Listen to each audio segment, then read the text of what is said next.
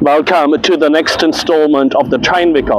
I'm in front of the beautiful Dunedin Railway Station, which was built in 1906 as one of the major train stations in New Zealand. Nowadays there's just one train which runs occasionally from here, the Tyree Gorge Limited, or occasionally also trains up the coast. Those are all tourist trains, but very few of them.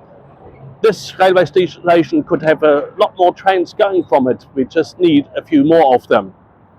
The Dunedin Railway Station was once quite a busy station. From here, trains departed not only regularly towards Christchurch and Invercargill, but also to central Otago, and then there were suburban services to Mosgiel and Port Chalmers.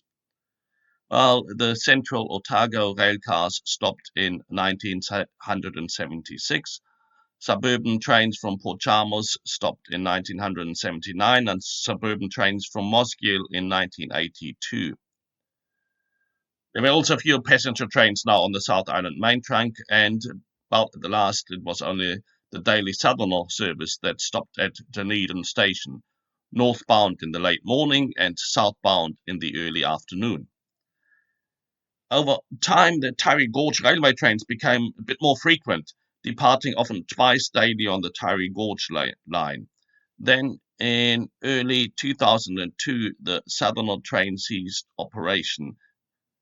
So then the Dunedin railway station was used by Tyree Gorge railway trains, and that included also trains going to the north of Dunedin on the line to Waitaki.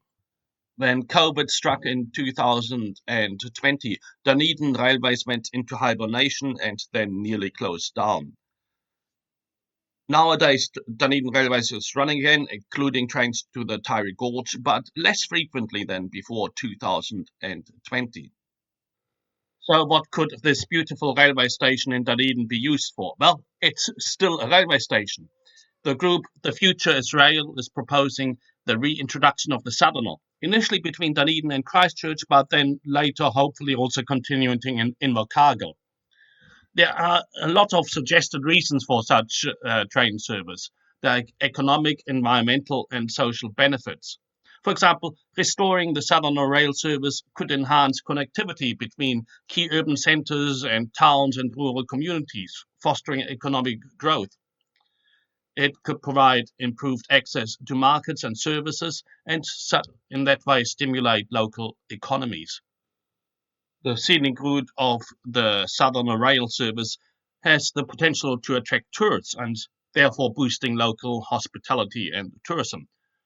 Of course, rail transport is a lot more energy efficient and environmentally friendly compared to road and air transport. So, investing in rail infrastructure and services aligns with sustainable transport policies.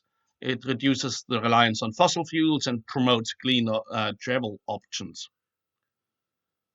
The Southern Rail service would also provide a reliable and affordable transport option for residents, particularly those without access to private vehicles.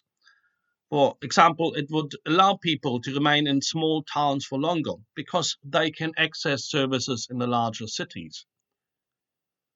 A rail service such as this can strengthen community ties by making it easier for people to visit family and friends, attend events, and participate in different community activities. The group The Future is Rail is also promoting the consideration of Dunedin suburban rail services. Mosgiel and Port Chalmers, where the communities in between are ideally served by the railway corridor. Now, I would also suggest that the Dunedin railway station could be the base for more frequent services through the Tyree Gorge. Now, I don't think so much that we need more sightseeing trains, but rather trains to recreation opportunities. The Tyree Gorge is easily accessible from Dunedin by rail. There were quite a few tramping tracks and cycle trails throughout the Tyree Gorge, it would provide a great way to get to the great outdoors, not only for Dunedin people, but visitors alike. Now, from a health perspective, both mental health and physical health, it's important that people have access to interesting recreation opportunities. If there would be about 5 to 6 departures a day into the Tyree Gorge by somewhat faster rail cars, This could be a great place to go for a few hours from Dunedin. The Dunedin Railway Station could be used for so much more. Warning, now I come to my train Vicar musings. Because one of the questions is why people continue to push for things that are clearly beneficial for the community, but which require considerable will and money. Why don't they just give up and see that in Dunedin such trains would be impossible? Well, I think that's because despite all the failures to get those good things up and going, at times there have been successes, at least small ones. For example, Te Huia train between Hamilton and Auckland is now a reality after people fought for it for years. It's certainly a lot more successful than its detractors suggested. Whether it will continue, we'll see, and whether it'll increase, that as well.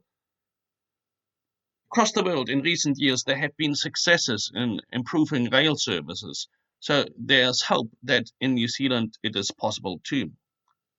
Now, that also holds true in other areas of life. Just yesterday, I looked through a new facility for young people. This facility received knockback after knockback, and its promoters really should have given up hope. They had to grapple with funding issues, but still they persevered, and finally it is opening. That's also the story of many people in the church throughout history who have worked hard to get organizations going that would improve the life of many people. In past years, most charitable organizations were supported by the church or groups of Christians. They saw that something needed improving and fought for it for many years. Clearly, not every such organization that was born out of such a vision was successful. Many a dream died, and many a well intentioned organization did not make it that long, and some even turned from their original good purpose to be somewhat corrupted. Nevertheless, they did a lot of good work in the world. And so I think it's important to continue to work for a better world, to seek to bring change that would improve people's lot. And clearly, that is part of God's mission in the world as well. It's not just about people being saved, that's important. But God's mission is also about bringing God's goodness into the world.